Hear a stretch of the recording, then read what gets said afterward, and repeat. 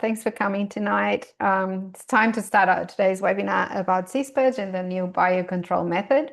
My name is Anna Pimenta and I'm the Land Care Development Coordinator and Project Coordinator for this specific project with Land Care Victoria. Tonight we will be talking about a very invasive coastal weed, CSPurge, and its recent biocontrol method with the fungus Venturia paralias. I am sure you are all very familiar with this weed and that can probably affect all of you here tonight and the areas you work or volunteer for. So Land Care Victoria is extremely proud to announce our collaboration project with the CSIRO that will see the delivery of this webinar and opportunities for coastal groups in Victoria to become involved in organising both workshops in their local areas and the distribution of the fungus. And I'll go into this a little bit later in the webinar. I'd like to take this opportunity to acknowledge the important work that all of you do as volunteers or professionally, contributing every day to running environmental groups, being that around governance, planting trees, and controlling pests and weeds such as CSPurge. But before we start, and on behalf of Land Care Victoria and our speakers tonight, I would like to pay our respects to the traditional owners and custodians of the lands on which we are meeting today. Land Care Victoria recognises the ongoing role of traditional owners in caring for land, water, sky and wildlife and acknowledge the deep connections that Aboriginal and Torres Strait Islander peoples have to the country. I would like to personally acknowledge the Gunai peoples, the land I am working on today here in Gippsland, and I pay my respects to the elders past, present and emerging. And I also extend this acknowledgement to the traditional owners of the lands that everyone joining us today is connecting from, and offer a special acknowledgement to the Aboriginal and Torres Strait Islander peoples here with us tonight. Just some quick housekeeping before we get stuck into it. So please don't feel like you need to write everything down. A recording of this session and the presentation slides and any other relevant resources and links will be sent to all registrants. Please also note that all microphones have been turned off, so you're all muted. There will be some time between presentations to answer some questions. So again, at the end, and again at the end. So please use the Q&A button at the bottom of your screen at any time to pose a question. We do have a lot to cover tonight. So if you have a question that goes unanswered or something you'd like to follow up on, please don't hesitate to get in touch with us after this webinar. And I'd also like to acknowledge the brilliant questions that some of you have submitted prior to the webinar, and we'll hopefully answer some of these tonight. So as I mentioned, I am Anna Pimenta and I'm here on behalf of Land Care Victoria. I am joined tonight by Sarah Vella, our Communications Officer, who will be assisting in managing questions and running this session. In today's session, we will bring together experts from the CSIRO and representatives from the Coastal Weed Working Group to talk about all things CSPurge and to introduce you to this new tool that will hopefully see the control of this damaging weed manageable. So we're pleased to present you our main speakers for tonight. So we have with us from the CSIRO, Dr. Ben Gooden, is a principal research scientist and team leader. We also have Dr. Gavin Hunter, leader of the Plant Health and Diagnostics team. And finally, Caroline Delays, the Research Project Officer. And from the Coastal Weed Working Group team, we have Hilary Cherry, the Senior Weeds Coordinator, and Helen Chessup, the Project Coordinator. So, and because we have so much to go through tonight, if you suddenly hear my voice with a gentle 2 minutes to go, don't panic. It is just a virtual tap on the shoulder to keep us moving. And I'll head off to Ben now. Thanks. Hello, can you hear me? Perfect. And I will also start my timer and share my screen.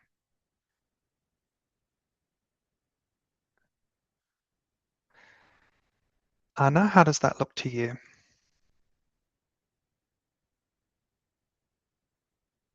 Looks All good? Yeah. Thank you. I also wish to, on behalf of my colleagues Gavin and Caroline who are here today, we are all based in the Canberra region, wish to acknowledge the Ngunnawal people as the traditional owners of the region that we work at.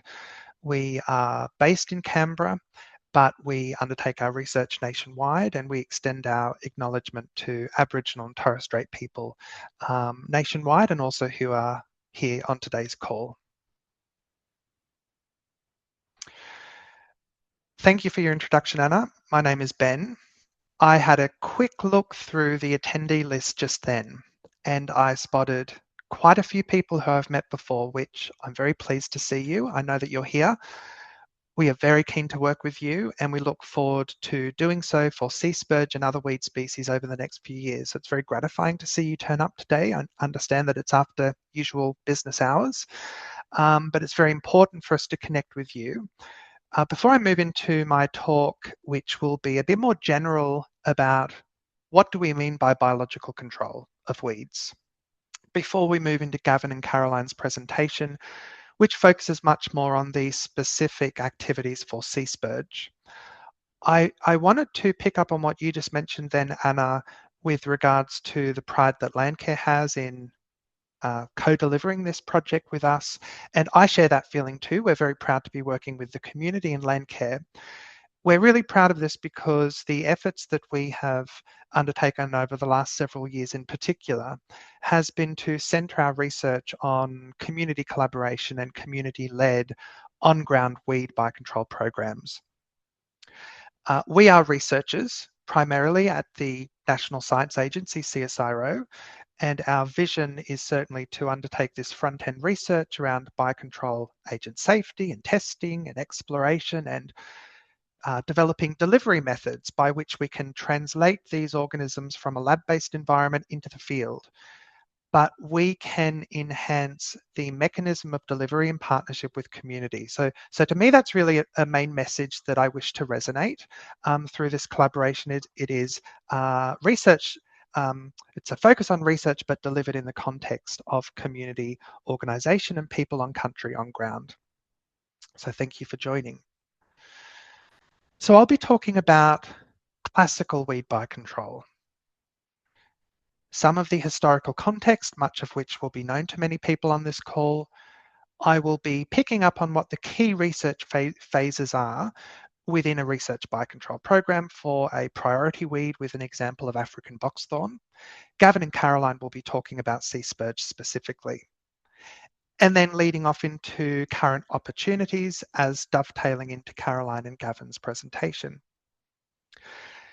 CSIRO has a long and proud history of leading the nationwide weed biocontrol research program.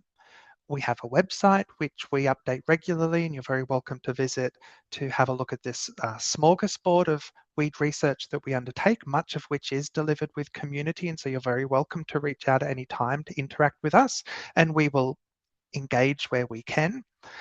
But I do wish to acknowledge that much of the research we deliver at the national scale across jurisdictions and sectors for different environmental and agricultural weeds, we play a role for the Commonwealth in delivering that research, but it is one part of a broader weed biocontrol network of research delivery.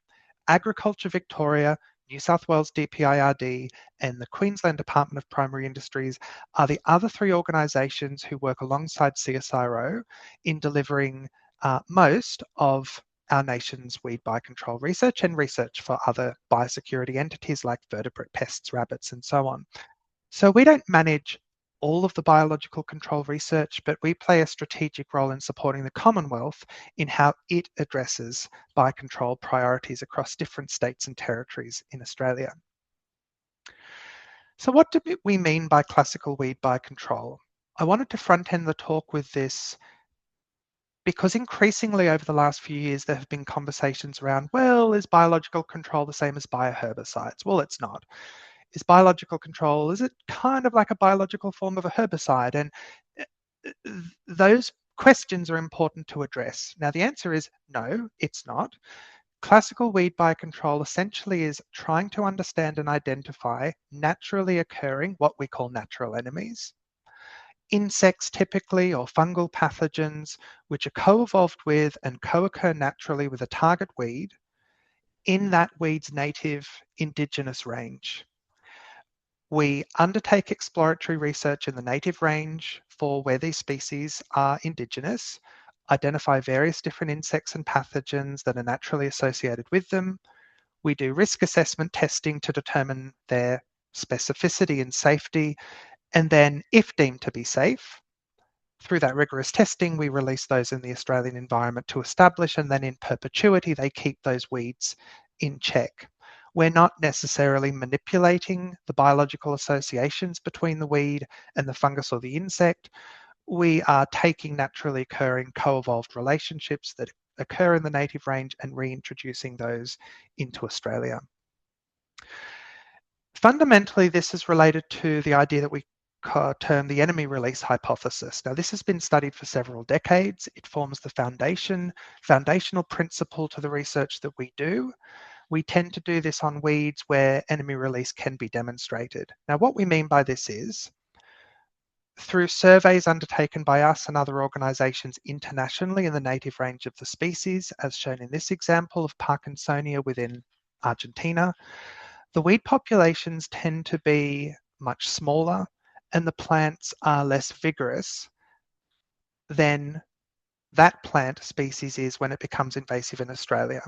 What we also tend to see is many of the insects and pathogens in the native range which are reducing the reproductive output and population performance of those weeds. Those species are left behind, so they are released as enemies from the weed when it's introduced to Australia. And we can demonstrate this. And then when we recouple those associations, we tend to see over long periods of time, not in the short term, but long periods of time, that there can be a recalibration of the weed population down to a much lower and sustainable level. And we can kind of model and understand this in the context of these equilibrium diagrams. You have on the bottom axis time, and then you have the vertical axis population density of various things. In red, you have the weed, which fluctuates over time in their populations in Australia. In blue, we release a biocontrol agent. Long-term monitoring shows that the population size of the agents following release does tend to spike very quickly, and you will see that in the spurge example.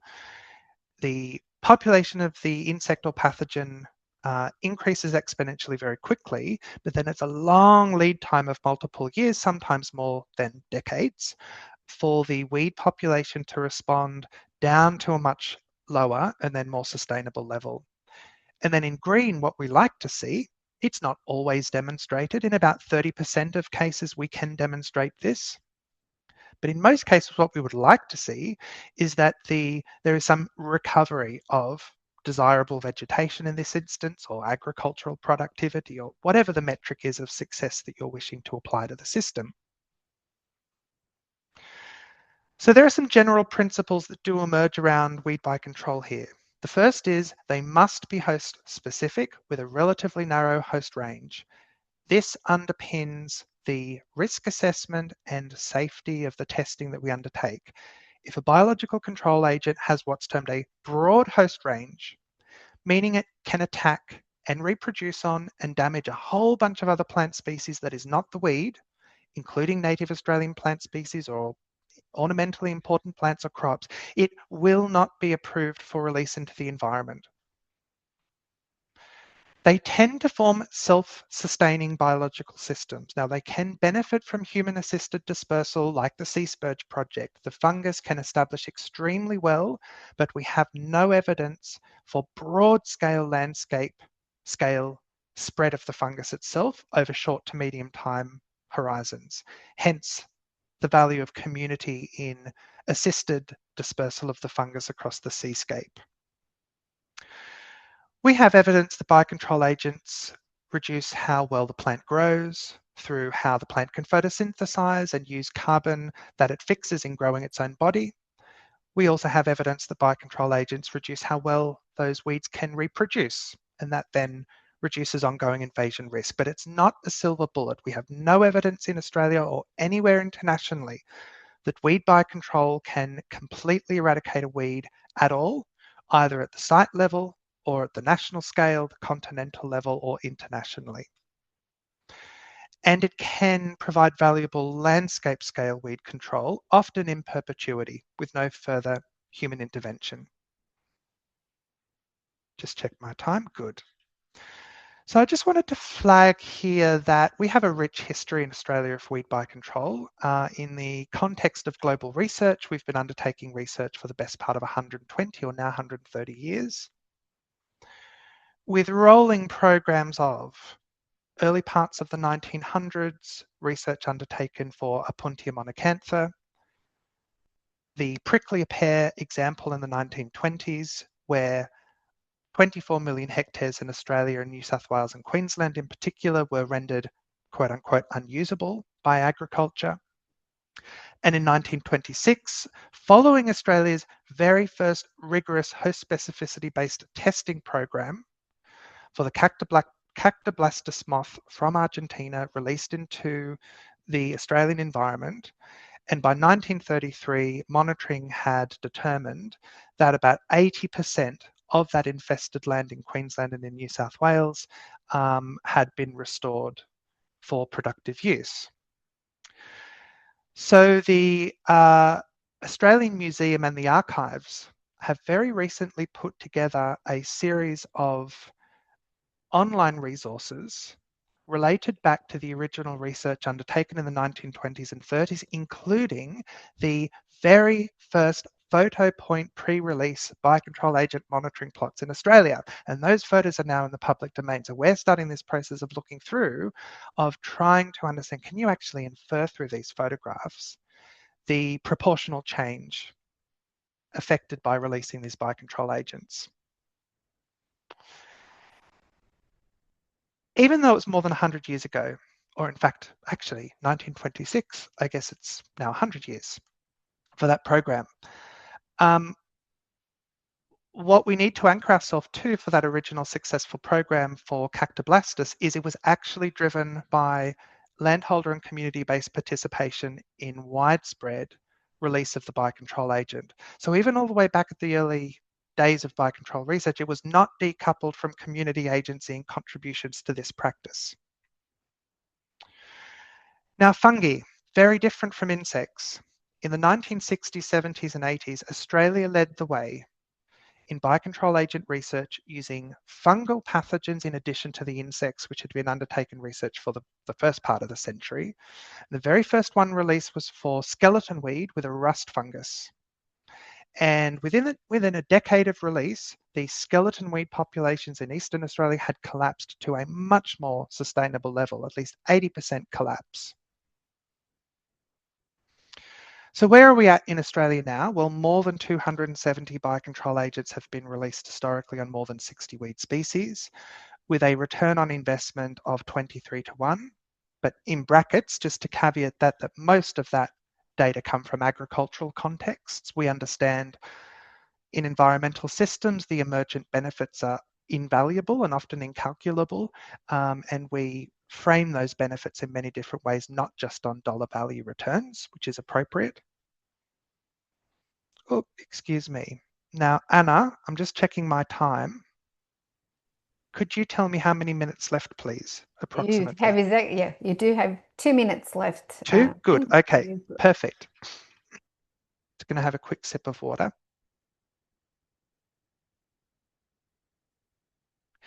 So the research phases are not prescriptive, but it's useful to understand them across these 4 phases. Each of these 4 phases do have a particular regulatory framework that relates to each. So you can't necessarily do one without having done the one before in that sense. So we have phase 1 exploratory research. This tends to be where CSIRO-based researchers work in collaboration with local researchers to identify all the different natural enemies that may co-occur with the weed in the native range.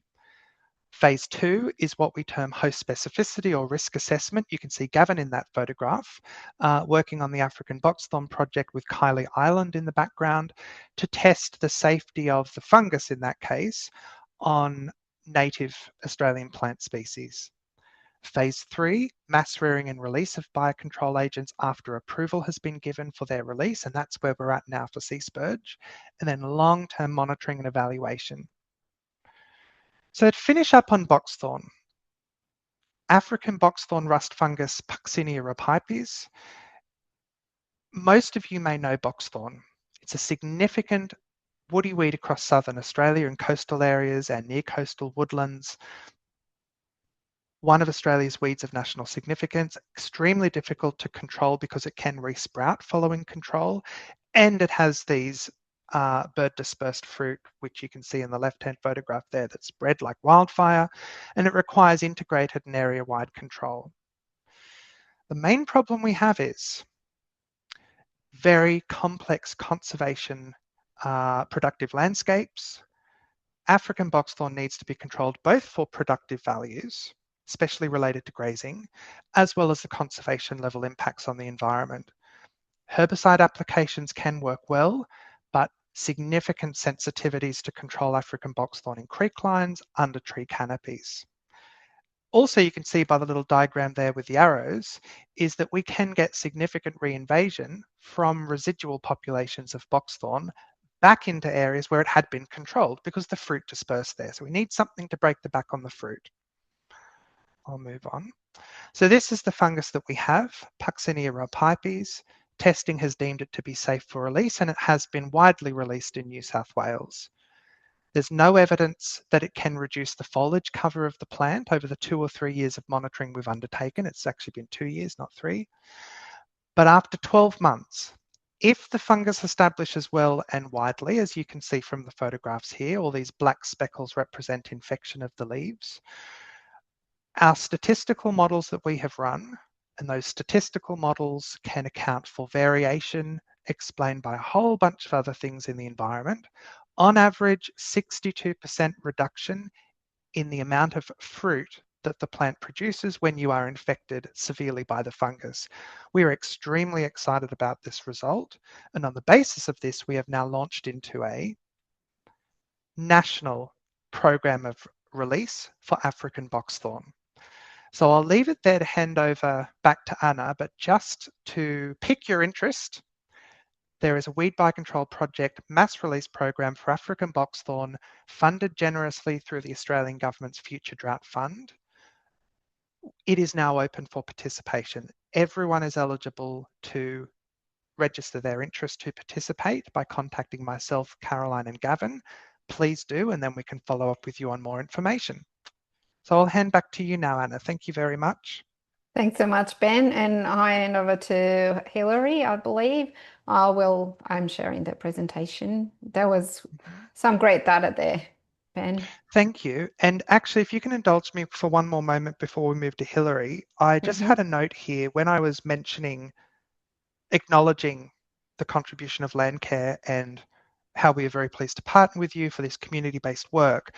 I also wanted to mention and acknowledge the contribution that Beth Ripper had made to those early co-design type conversations. I don't believe Beth is able to be here with us tonight, but over the last 2 years working with Beth to identify, well, what's a pathway forward of partnership and collaboration with Landcare so that we can affect this national scale biocontrol program for sea spurge. So it's important for CSIRO to table and acknowledge that contribution. It's gratefully received, and we're very pleased to work with Beth and now with Landcare more broadly. So thank you. Thanks, Ben. Appreciate that too. So can you see that screen well? I can. That's great. Yeah, good. Thank you. Yeah, thanks everyone. And thanks, Ben, for that really great presentation. It's fascinating to hear all the history of biocontrol. This is a little bit of a segue out of biocontrol, but into continuing on that idea of how we can help engage and improve community and land manager efforts on biocontrol and any other weed management efforts in coastal situations. So I'm Hilary Cherry. I'm with the New South Wales Department of Climate Change, Energy, Environment and Water in the National Parks and Wildlife Service. And we are fortunate enough that in our department, we have been recipients of funding to undertake a project called Enhancing Community and Land Manager Capability for Coastal Weed Management, which is on the screen in front of you. And that project it came about because, well, as most of you all know very well, the massive impact that coastal weeds have on coastal systems, including the functions of coastal systems, but also the flora and the fauna, particularly shorebirds in the case of things like sea spurge, and that idea that, you know, the better we get at holistic management for these species, particularly the transformer species, the things that like sea spurge and bitterbush and marram grass and so on, that are these, you know, transformer species that are changing our dune systems and changing our coastal systems. If we can manage those a bit more holistically and collaboratively, then we're off to a much better setting ourselves for a much better success. And that includes biocontrol, but also all types of management, right? Because we need that integrated weed management approach. So an opportunity was presented to us from the Commonwealth through what's called the National Established Weeds Priorities Program. So this is a new program that, well, it's a revision of the previous Weeds of National Significance program. And Ben mentioned African buckthorn being a wands, and several other species you would be familiar with, boneseed, particularly in Victoria, serrated tussock, etc. And over the last year or so, there have been, excuse me, a range of nominations from across the country to nominate new wands or new nationally significant weed priorities. And as part of that process, which is not finished yet, but it's ongoing, there were about 8 weeds that have been nominated that are significant coastal weeds. And the Commonwealth put an opportunity to the states and territories to try and do something about these, even though they haven't been, you know, named as wands or anything else yet. Doesn't matter. They're obviously nationally significant in terms of what people have nominated. So we got together with colleagues in Tasmania, Victoria, and South Australia and New South Wales, and we said, what can we do? You know, what can we do that will make a bit of a difference? And what we did is we put together a social science research project, essentially, to investigate what's going on right now in coastal weed management systems in terms of what are the networks, how are people working, what are people doing out there, how are people getting their information, what's going on out there, and do people have the right tools, and all of that sort of stuff. And to do that, we and by doing this project, what we hope to do is understand what's happening out there, what underpins the current best practice partnerships and the current governance arrangements. What are the research needs for community groups and land managers out there? Are there gaps? Do they know how to control the coastal weeds, et cetera, et cetera? Do they have the right tools? Do they have the right information? And then try to identify any of these gaps and look at where there are opportunities for improvement. So, and then from that, we will be able to scope out and recommend new models potentially to grow more sustainable networks, or look at, you know, networks that are existing now that are working really well, and can we expand those across the country, etc. And then develop hopefully some guidance and recommendations to encourage investment in practice change, research, etc., by governments and anyone who would like to invest. So the way we're doing that, and I'll hand over to Helen just in a minute, is through, as I say, social research. That is 2 components. One is a nationwide survey of everyone that's involved in coastal weed management, to try and dig in and find out what is actually going on right now and what the needs are, as well as 8 in-depth case studies that'll be taking place in Victoria, New South Wales and Tasmania with coastal weed managers, you know, really digging into the different systems that we have in the States and seeing how those work. So without further ado, I will hand over to Helen to tell you a little bit more about the survey and seek your participation. Helen, over to you. Yes, thanks, Hilary. So I'm Helen Jessup, and I'm with the National Parks and Wildlife Service in New South Wales. And my current role is overseeing the Coastal Weeds Project on behalf of the Coastal Weeds Project Group. And in regards to the actual Coastal Weeds survey, so sorry, Anna, the next slide. Perfect, thank you. So just a bit of background about the actual survey that's open at the moment. So it's funded, as Hilary was saying, by the Australian government, and it's open now for anyone involved in any aspect of weed management across Australia in coastal environments. So what that means is, in terms of who can participate, it's anyone involved in any role. So although a lot of people in the on-ground control will participate, it's also open to people who might be involved in policy development around coastal weed management and procedures. It could be about consultants who prepare weed management strategies and plans on behalf of someone else. Could be people involved with analysing research and data around coastal weeds. That also a wide variety of people, contractors, volunteers, NGOs, private landholders, community groups, volunteers, and all levels of government, so local, state and federal. So the wider variety of people in the different roles and the different aspects of weed management we can get, the better, like Hilary was mentioning, the more holistic view of weed management from the top down to all on-ground work, that the better we'll have of all the different issues affecting coastal weed management. So it's open at the moment until the 7th of March. So we encourage people to get in and participate as soon as possible.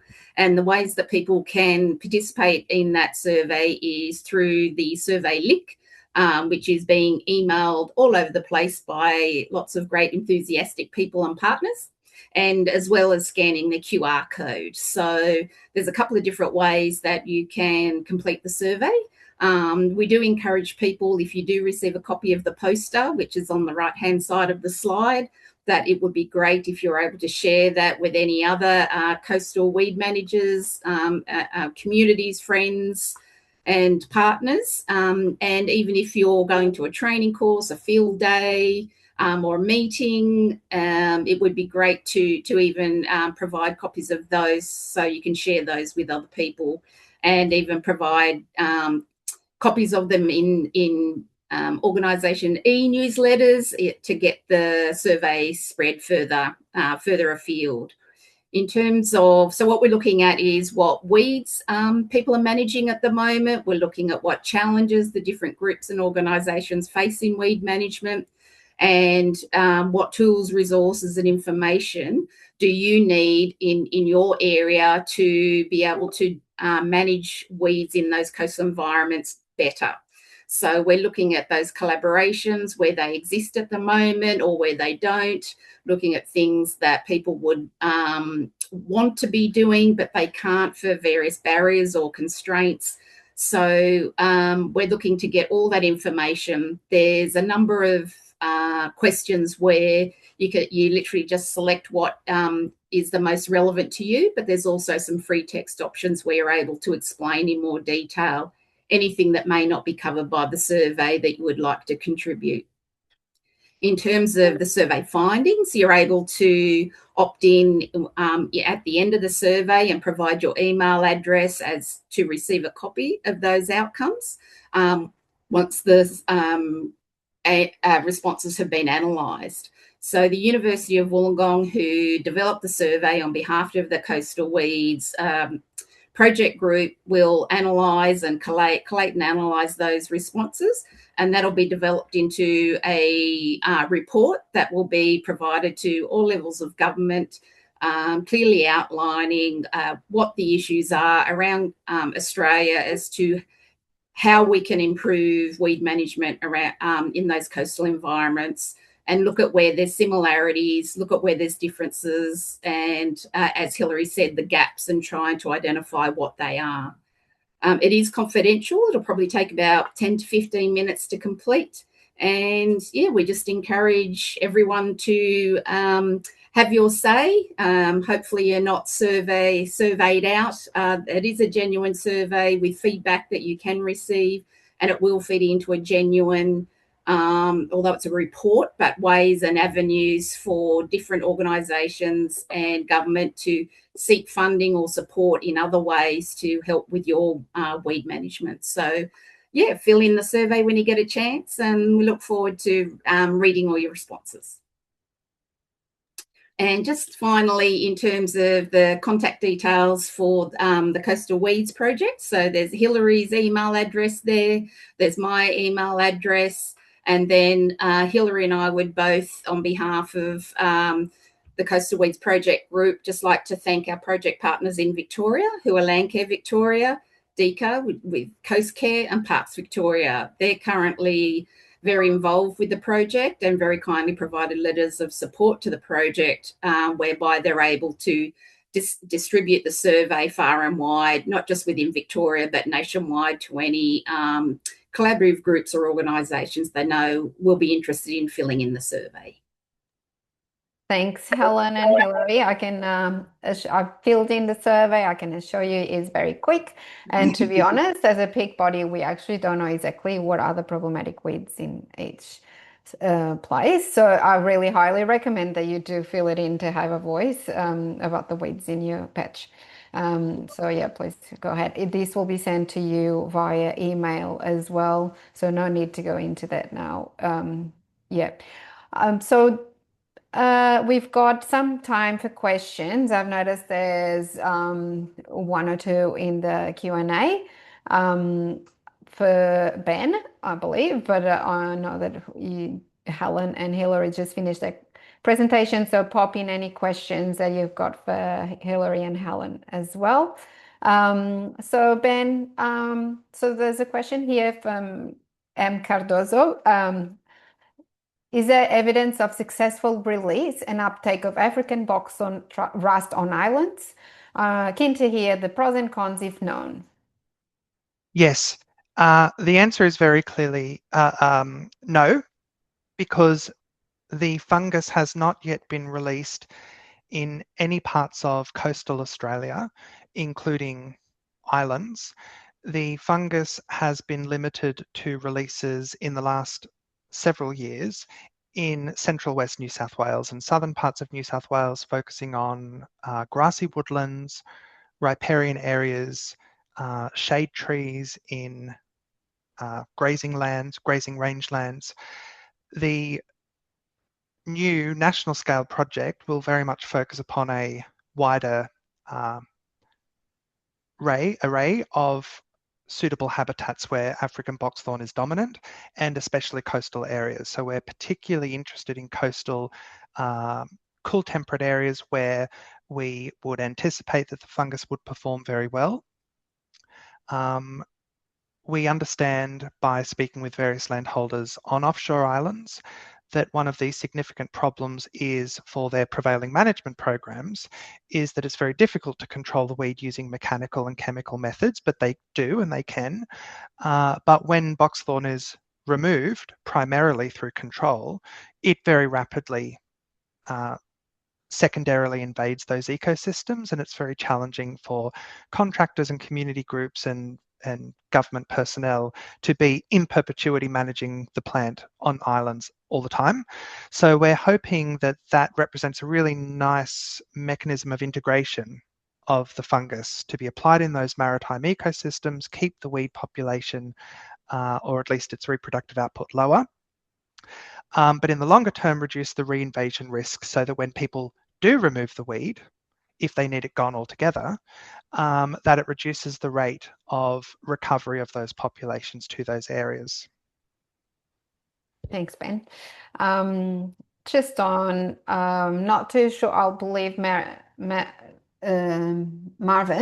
that you're referring to the fungus for the sea spurge. I'm not sure if it is for the African boxthorn, but can you tell me about the medium to long-term survivability of the fungus itself?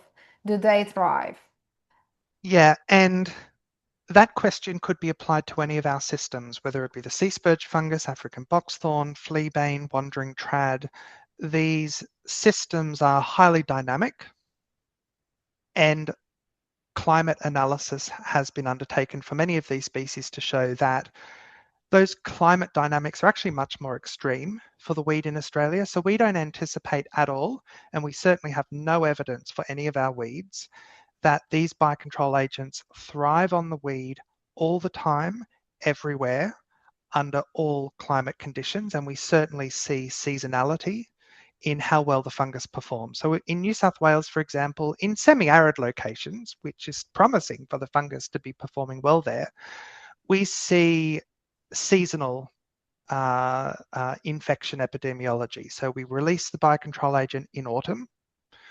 The fungus overwinters inside the plant.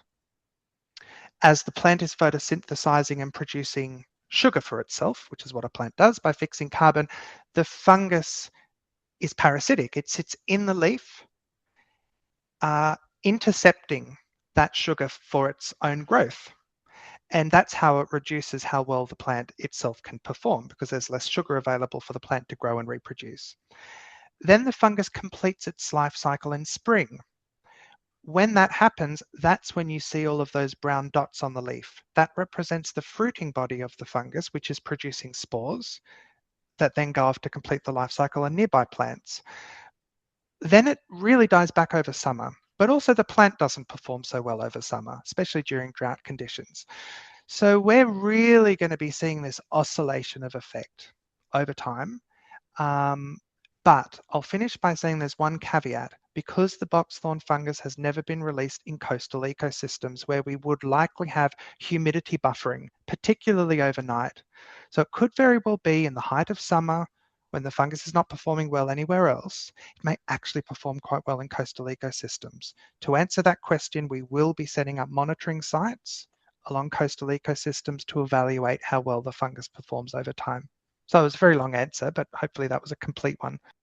That's okay. Thanks, Ben. I think we've got enough time for one more, and so we won't be able to answer the 2 questions I've got here, but we'll go one more, and then we might be able to answer the rest later. Or someone can just pop an answer in the Q&A as well. So this applies to any other weed control as well, but how frequently does biocontrol of one weed simply lead to take over the area by another weed? So I'm not sure if that's you, Ben, that want to answer that. I might have a go at that one as well. That's a spectacular question. It goes to the heart of the monitoring that we do. We're looking for these long-term shifts in the structure and function of ecosystems over time. As the biocontrol agent takes hold, the population of the weed declines, which is what we would like to see happen, and that there's some level of recovery of the ecosystem following that. Now, it's a very good question, because the key thing that happens, whether it's coastal ecosystems or elsewhere, following primary control of a weed using any of the classical methods we have, chemical control, mechanical, manual, the bane of the bush regener's life, which I come from a bush regen background, I did that for years before I went into research, is secondary weed invasion. Now, we cannot avoid that with weed biocontrol, but for one reason, that we can get a better hold on the system, is that the abundance of the target weed does not collapse immediately as if you had applied a chemical herbicide. You don't get those highly disturbed local gaps opening up as you otherwise would. Certainly there's no mechanical effect on soil perturbation, which means you don't activate a secondary weed seed bank. So we have undertaken monitoring for all of these programs, and one of the key emergent benefits that we see is that you do get secondary weeds invading. The rate of secondary weed invasion is lower because the weed control is slower. Most importantly, it opens up opportunities for native plants to come back into those ecosystems much more slowly as well, because they're not being outcompeted by secondary weeds. So an exceptionally good question, because it speaks to how we're trying to integrate biocontrol more into these broader ecosystem and community recovery dynamics. That was a great answer, Ben. I did learn something new tonight about the benefits of that is a benefit of biocontrol in relative to other methods. So I'm sorry we can't answer the next 2 questions, but I'm sure someone will have a go at it in the Q&A. So we head over now to Gavin. If you're ready, Gavin. Great. Thanks very much, Anna. I will share my screen. There we go. Can you let me know if you see that? Yep, great. We can see that. Excellent. Thanks, everybody. Hi, my name is Gavin Hunter, and I'm a plant pathology researcher based here at CSIRO in Canberra. I've been working together with Ben and Caroline on the biocontrol of sea spurge in Australia, and my talk will provide an overview on the discovery of the sea spurge biocontrol agent, its deployment, its development, and eventual deployment in Australia. So the CSIRO, with co-funding from the then Tasmanian Department of Primary Industries and Water and the Australian government through its Rural Industries Research and Development Corporation, undertook surveys in France for any pathogens and invertebrates of sea spurge during 2008 to 2009 to try and find any possible candidates for classical biocontrol of sea spurge in Australia. During the survey, 22 sea spurge sites along the Mediterranean and Atlantic coast of France were sampled, and these surveys resulted in the collection of 4 insect species and 2 fungal species. One of the fungal species produced these impressive disease symptoms on sea spurge plants, and this specific fungus was collected from 9 of the 22 survey sites in France. So after some initial host testing with this fungus at the CSIRO European Laboratory in Montpellier, it was decided that this fungus was a promising candidate for further host specificity testing in Australia. So to undertake host specificity testing for candidate biocontrol agents, we have to develop a comprehensive host test list of non-target species. And this is generally done using a technique known as the centrifugal phylogenetic method, which is based on the phylogenetic relationships of test plants to the target weed. This method is really underpinned by evidence that specialist candidate biocontrol agents are evolutionarily more likely to infect non-target species that are closely related to the target weed relative to those species that are more distantly related. So for sea spurge, we investigated published phylogenetic and taxonomic literature from the family Euphorbiaceae to develop a list of related Euphorbia species to include in host testing experiments with the candidate biocontrol agent that was collected in France. The final host test list included 44 non-target species from the families Euphorbiaceae, Picridendaceae, and Phyllanthacea. Now, sea spurge is accommodated in the subgenus Eschula within the genus Euphorbia, and we were able to include 16 non-target species from subgenus Eschula. So overall, we managed to get a really good representation of the phylogenetic breadth and diversity from the species that we included in the final host test list. So in 2017, the New South Wales government, through the New South Wales Environmental Trust, provided research funding for CSIRO to undertake comprehensive host specificity testing with a candidate biocontrol agent of sea spurge. This funding allowed us to develop mass culturing and release techniques for that fungus, and the fungus was imported into the biocontainment facility at CSIRO here in Canberra, where we proceeded to test if the fungal agent was really specific to sea spurge. Essentially, we would mass culture the fungus in these growth chambers and then harvest the fungal spores to prepare spore suspensions, which we sprayed onto non-target Euphorbiaceae species from the host test list and onto sea spurge plants that acted as positive controls. Following inoculation, the plants were assessed over a 30-day period to identify any signs or symptoms of infection by the biocontrol agent.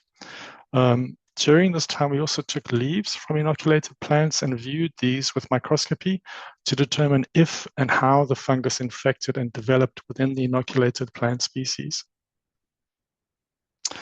So this is a table indicating some of the results from the host specificity testing and the microscopic observations that we did. You'll see that the furthest column on the right-hand side specifies the plant response to the biocontrol agent. For this, we specified 4 response categories, namely highly susceptible, resistant, or immune. And these were based on the visible symptoms observed on the plant and the microscopic development stages of the fungus as defined by 17 fungal development steps on and inside the plant.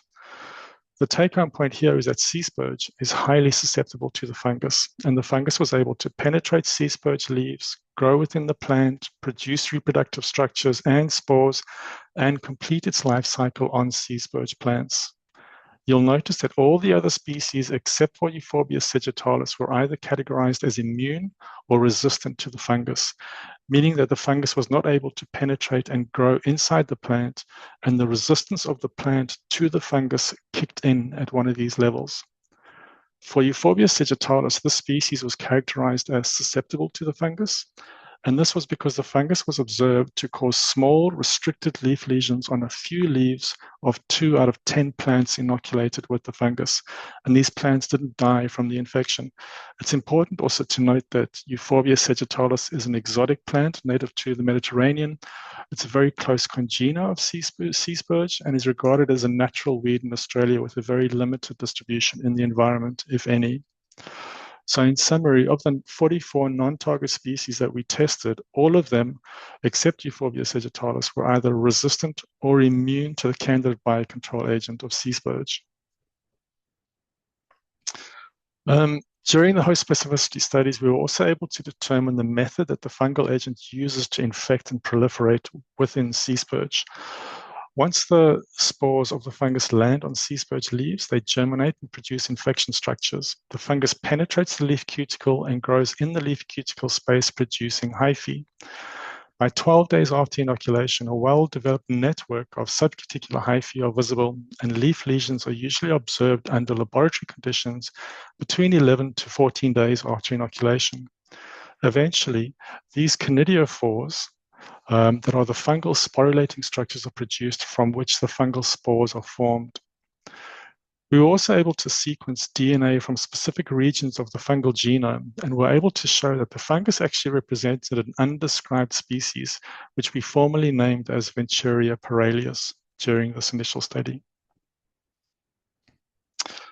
So once all of the host specificity testing with the candidate biocontrol agent of sea spurge was completed, all of the data and results were compiled, and an application to release the biocontrol agent into the Australian environment was submitted to the Australian regulator, who then proceeded to undertake a comprehensive risk assessment of the data and results that were presented in the application.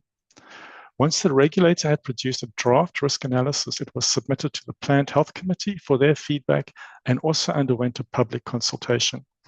After this whole process, we received notification in November 2020 that the regulator recommended the release of the fungus for the biocontrol of sea spurge, and that the overall risk associated with the release was negligible, and that it achieved Australia's appropriate level of protection. So that was great news.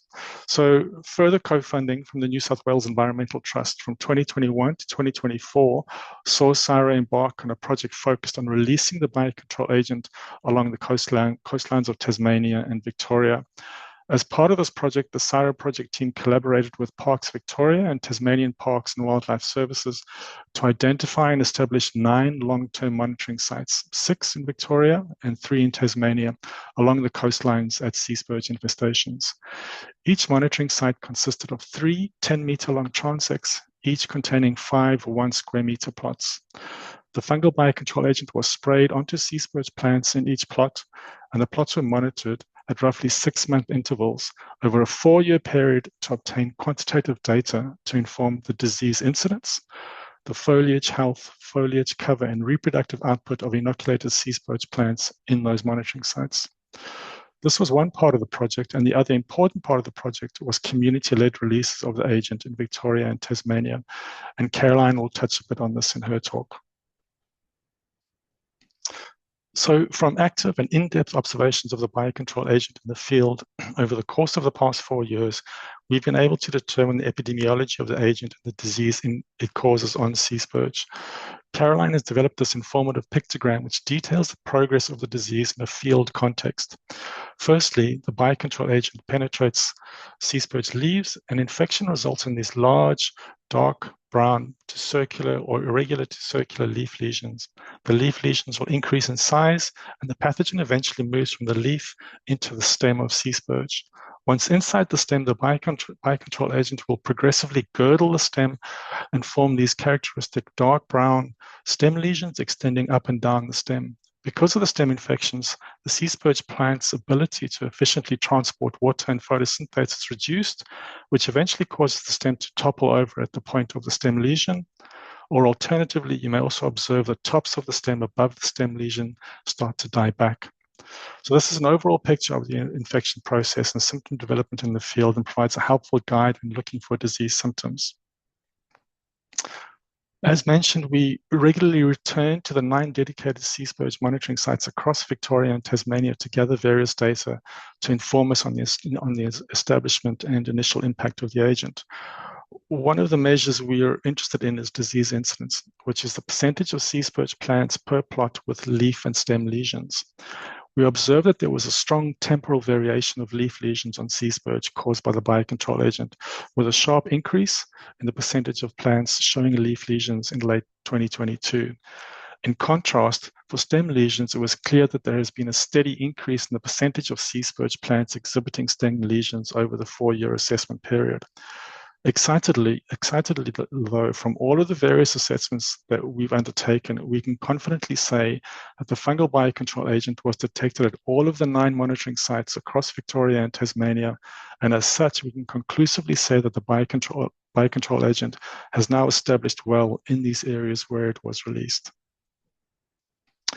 One other indicator that we were interested in observing was the foliar health of C-spurge plants in the plots where the agent was released.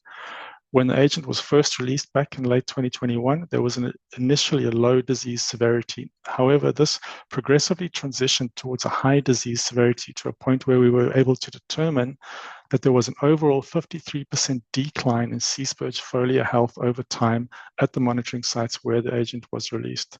So again, a very positive news that the C-spurge is being impacted by the agent at the monitoring sites. An important point to make too is that the biocontrol agent, once it's released and established, will begin to naturally move and disperse to other C-spurge plants in the area. If the prevailing environmental conditions are conducive, the agent will sporulate and produce many spores on the leaf or stem surface, which will be blown to other C-spurge plants and initiate new infections. As a result of this, the agent will progressively begin to spread along the beach. We've witnessed this movement during our assessments of the agent at the monitoring sites. In Victoria, the agent spread from all sites, and you can see in this first photo plate of 5 monitoring sites in Victoria the dispersal of the agent. The yellow star is the monitoring site where the agent was released, and the yellow lines demarcate the area where the fungus was identified during 2024. And in the case of these sites, we estimate that the minimum dispersal was approximately 250 meters, while at other sites the agent dispersed up to 1 kilometer away from the original release point. A similar situation was observed in Tasmania, where the agent had naturally spread at all 3 sites, up to a maximum of approximately 350 to 400 meters away. This picture on the far right, which was prepared by our collaborator, Dr. John Marsden Smedley from Sprats, also shows that the agent was able to hop over a small area with little or low C-spurge abundance to infect C-spurge further down the beach. 2 minutes, Kevin, sorry. Thanks. Just to share some of our latest analysis results with you, specifically for 2 of our long-term monitoring sites in Tasmania, we've now collected data across 7 monitoring time points of C-spurge plants inoculated with the agent over a period of 5 years. And analyzing this data, we've been able to show that C-spurge foliage cover significantly declined over that time period following release of the agent.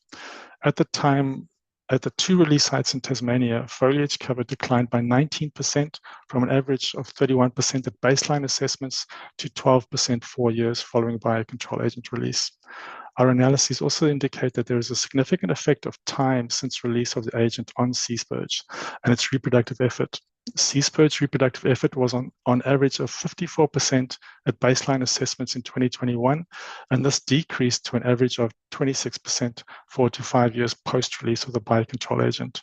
So continued positive news in terms of the effect of the agent on C-spurge. Finally, I'd like to touch on a few points regarding the future monitoring and research directions in the current project. The agent is now established in Victoria and Tasmania, but C-spurge is distributed across the entire southern coastline of the country. As such, we'd like to facilitate a national scale release of the biocontrol agent together with community participation so that it can be released at as many sites across the entire distribution of C-spurge along the southern coastline. Also, in collaboration with enabling partners, we will be establishing further long-term monitoring sites in Western Australia and South Australia, where we aim to undertake similar dedicated monitoring as we did in Victoria and Tasmania. Importantly, we're also very keen to collaboratively co-design possible release programs with Indigenous communities and Indigenous ranger groups for release of the agent on country. And we also plan to collect as much quantitative data to provide information on the agent's effectiveness and use this information to refine best practice guidelines for eventual integration into weed management programs for sea spurge. With that, I'd like to say thank you for the opportunity to present this work to you, and we look forward to working together with community to ensure continued releases of the agent moving forward. Thanks very much. Thanks, Kevin. I thought we could give this fungus a song from Rolling Stones, Time Is On My Side. Yes, it is. Maybe we can adapt that into the future. All right. Thanks, Kevin. That there was a lot of data and information there to take in. Great work. Caroline will be with us next. Sorry, I've just got to put my slides to the start for some reason. I don't know why it's not doing that. Let me just... Not a problem. Some great questions too coming through, but do you want me to get a question up, Caroline, while you... Yeah, sure. Yeah. So Ben, if you don't mind answering this question,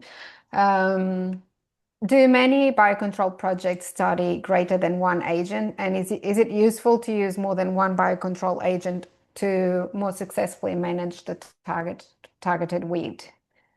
Yes, I think that was a question from William. William Croth. Hi, William. We've been in touch on other matters. It's really nice to see you. Thank you for coming. The answer is yes, it is desirable, feasible in some cases, but in many others not. African boxthorn. We had investigated a broad suite of leaf-feeding insects in addition to the fungus. The insects are much more robust in Southern Africa to high temperatures and dry conditions. And so to answer your question then is, yes, multiple agents, so long as they are complementary in their impact on the weed, their interaction with various different environmental drivers. There are some cases where you have to be really careful that the two biocontrol agents or more that you bring together are not antagonistic with each other. For instance, there's no point releasing a fungus on a plant if there's an insect that's already been released that results in defoliation of the plant.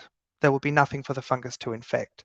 So there has to be thought given to what that complementarity looks like. And I'll finish by saying that the best quality complementarity in Australia that has been identified for Patterson's curse,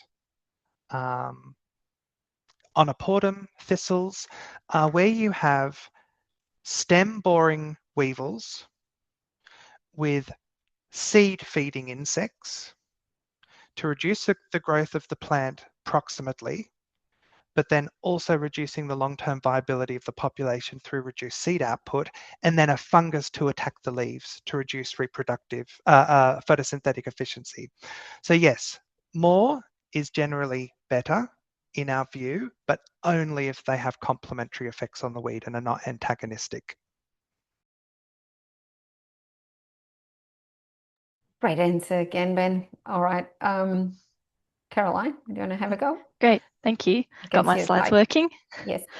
Perfect. So hi, everyone. I'm Caroline Delos. I work as a research project officer.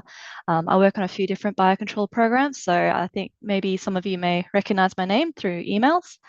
But yes, so let me see. Yep, cool. Perfect. So I'll talk a little bit about some of the benefits and reasons why we collaborate on a lot of these biocontrol programs. We find that leveraging local knowledge to identify target weed populations and ecological nuances is really important. Typically, our sources of locations for weeds is through ALA or these online resources, but not all weed populations are often lodged through these systems. So it's always great to have some more knowledge about where other remote sites may be that are typically not controlled, as well as access to private land that would also have populations as well. We also like to integrate community feedback into the program design. This is by combining science with practical on-ground experience, as well as integrating the biocontrol into current control strategies, while also respecting local knowledge and cultural practices, including First Nations perspectives, and aligning biocontrol efforts with biocontrol values. We also hope to create opportunities for knowledge exchange and capacity building across sectors. Long-term sustainability of biocontrol programs are important through training of how to release the agent, monitor and collect data. This particular CSPurge program is only going on for about 2 years. So we'd like to hope that when CSIRO's ability to distribute the agent ends, that the community groups can still continue to monitor for the biocontrol agent, as well as keep collecting that data, seeing where it's spread to, and so on. We also would like to build trust and shared ownership of biocontrol programs with community. Having that transparency and inclusion allows, often we find, for an improved uptake, especially with these kind of webinars where we're able to discuss a bit more in detail about biocontrol, what is involved, what is expected from the biocontrol agent, and so on. And of course, the great goal is to reduce chemical use, improve ecosystem health, and build a stronger community resilience. So participation in this program has a few different steps. This is just a general diagram sort of demonstrating that, but I'll go through each step with you all today. So to start off with, we typically start with outreach. So that's through webinars such as today, or workshops which Landcare, Victoria or Anna will talk more about following this presentation, and how you can be involved as well. So once you've attended a workshop or you've heard about this program, you're welcome to reach out to us through email or phone call. And from there, we will supply you with some sheets to read through. So prior to registering your interest or your sites that you like to release at, we have a biocontrol information sheet. That is usually more for people who don't know anything about the biocontrol agent. They have no idea what to expect. They need to make sure that it aligns with their goals. For an example, I know for some areas, the goal is to completely eliminate the weed. And in that instance, we typically wouldn't recommend the biocontrol agent. But if you want to use it as a way to reduce the population, then that definitely is where this biocontrol agent would be quite useful. We also have a research information sheet. This is just about human ethics. It just goes into detail about what kind of data we collect, but also that it is all very confidential and not shared with anyone else. Following reading those two, we have a registration form. So we've got two options. You can apply online. That's just a Microsoft form document that you just fill out. Alternatively, we also have a physical copy for anyone who is not particularly tech savvy. That's another option, and that can be returned to us through emails or post. Some other things to consider when choosing a site. We typically recommend not controlling that site with, say, a herbicide for a few months to at least allow the agent to establish and spread to other plants. We also recommend finding sites with dense enough infestations. Typically, obviously, the more plants you have, the more likely you will get infections spreading to those plants, and so on. So after you've registered, we will post the biocontrol agent to you with the release instructions and some data we would like you to collect. So on our end, we typically mass produce the biocontrol agent on these culture plates, as Gavin has previously described. We typically would not recommend transplanting infected stems between sites. We've tried this ourselves and we found it just did not work as well, if at all, as the dried plate method. So what we do is we dry the cultures, we cut them up, we put them into a vial, and that is then posted to you. We recommend the biocontrol agent being used within 1 week of receiving it. So once you receive it, so before we send it to you, we will work with you to make sure that it aligns with your current management. So if you've got a working bee, we can line up with the working bee with when you receive the biocontrol agent to make the releases. And just as an example, in what Gavin described previously with the New South Wales trust-funded project, that was running from December 2021 to May 2024.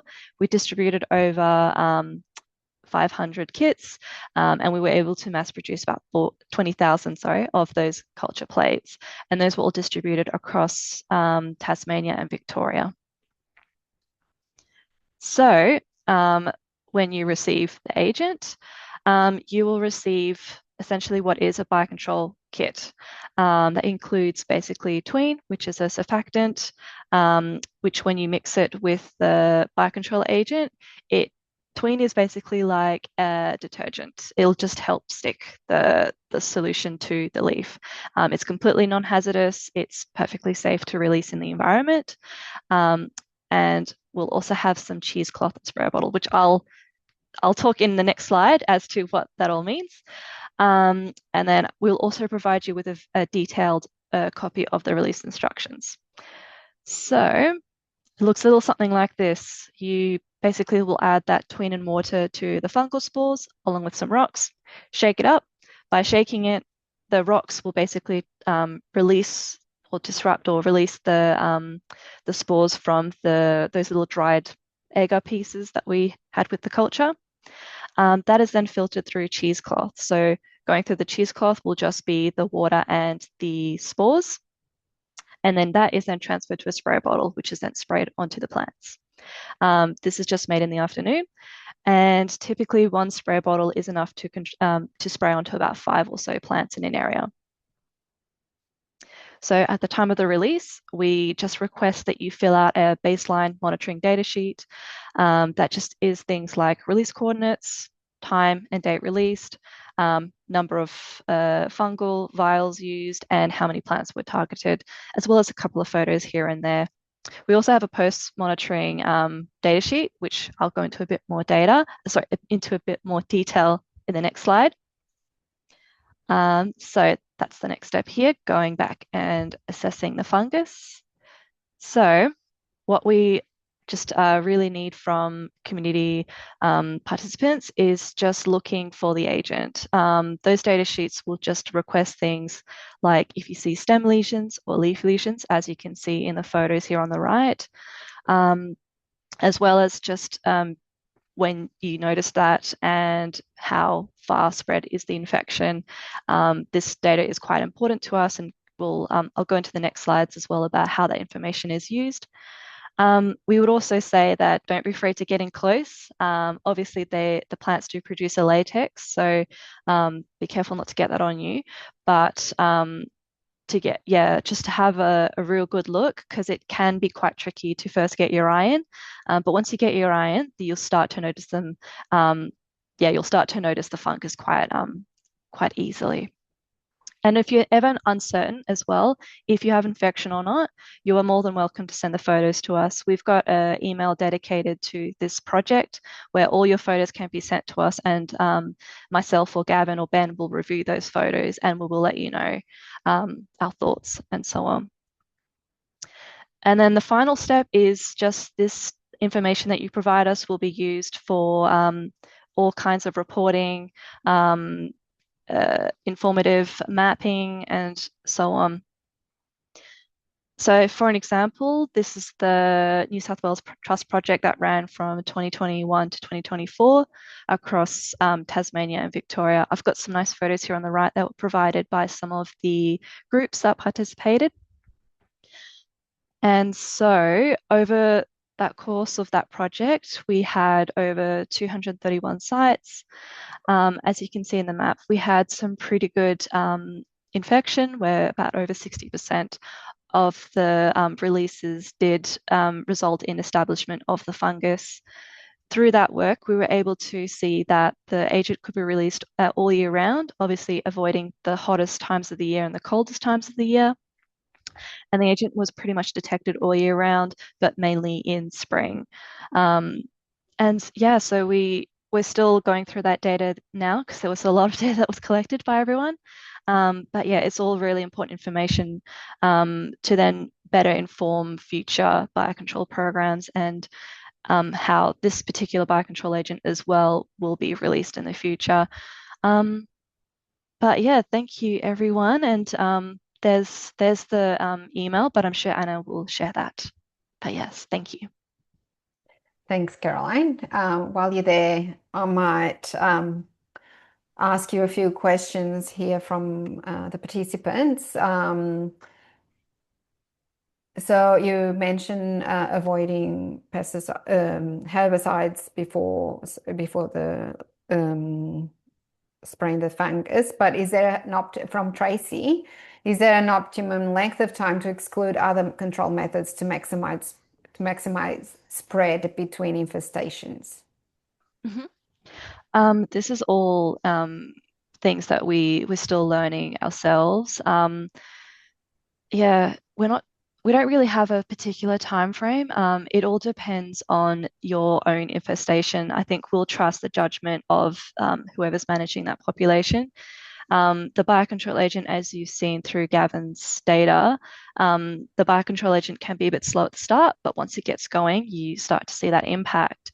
But if you are finding that the sea spurge is just, the biocontrol agent can't quite keep up, or you're finding that it's invading into areas that are very important for you to control, we definitely would recommend prioritizing those control methods, whether it's hand pulling or herbicide, but trying to leave just a few plants just to allow the biocontrol agent to remain.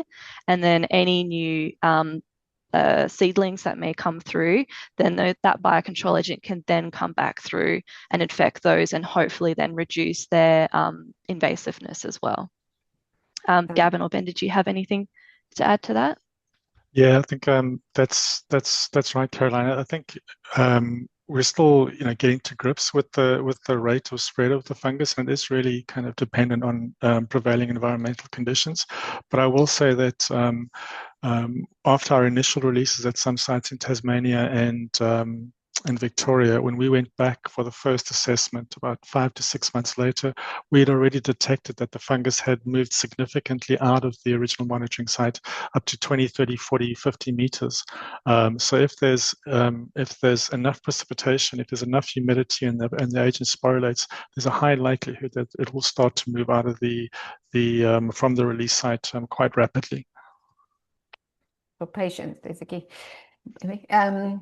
Right. So there's one question here that it is a very good question from Pat from Port Fairy. Acknowledging that sea spurge is an invasive plant, my area of interest is coastal erosion and dune retention in southwest Victoria. If plants which help anchor the dune are targeted and their populations reduced, what are the secondary effects on dune sand retention? Can anyone answer that? Maybe Ben? Yeah, that's an excellent question. I'll first answer in the context of what we know about the biology of the organism and how that relates to the population dynamics of sea spurge. So the fungus, and this question has come up before and has been part of our conversations around strategic planning and what I guess we can consider to be multiple dimensions of value of weeds in different habitats and landscapes. So the fungus will reduce the photosynthetic performance of sea spurge and the ability for the plant to grow. We know that to be true. We also know that if the fungus infects the stem through what we term stem lesions, that it can result in reduced reproductive output of sea spurge. So fewer flowers are produced, and of those flowers, fewer seeds are produced. Now, the long-term monitoring we've undertaken for the last 4 or 5 years, Gavin, I can't remember. It's almost 5 years. 5 years. Is that the root system of the plant is not disrupted, And indeed, of the plants which were infected over that 4 to 5 year period, those plants are not necessarily killed and will continue to resprout from the root crown. We have not observed significant reduction in those plants, albeit yes, with foliage cover. And in many of those locations, the long-term persistent seed bank of sea spurge, which can remain in situ if a storm surge does not wash them out to sea, those seeds continue to recruit over time. Now, that may not sound like such a satisfactory answer, but what it is pointing towards is we know that the fungus is not going to remove those populations quickly, and we have no evidence that the root system and the I'll say below ground, maybe that's not the right term, basal stems of sea spurge, which can enable recovery of those populations through resprouting, they are not affected by the fungus. That does give us some pause to consider that where the aim is to reduce the impact of the weed broadly, it is still a much more sensitive and sustained and sustainable approach to doing so over much longer periods of time than if those populations were to be hand pulled. Which is not me having a dig at hand pulling, because we know from programs across Tasmania and parts of Victoria, particularly the west coast of Tasmania through the Sprats program, has been spectacularly successful in reducing the impact of this plant. But of course, we also acknowledge that hand pulling up those plants does cause local scale disturbance of the profile of the dune system. So I might just leave that there. I think this speaks to a longer term conversation around how do we integrate biocontrol into a system of weed management that pays respect to all of those different dimensions of value that we have for weeds, where we may need to reduce the population size for one value, whilst acknowledging that doing so may have all of these vicarious, unexpected, somewhat adverse outcomes that also need to be managed. Thanks, Ben. I think, so I might allow for one, depending on the length of the answer, but I might just allow for just one more because I still want to talk about the expressions of interest. So I think this one might benefit everyone. So how dense is dense enough to allow the fungus to establish? And how long after the release should you start to monitor? From M. cardosum. Caroline, do you want to have a go?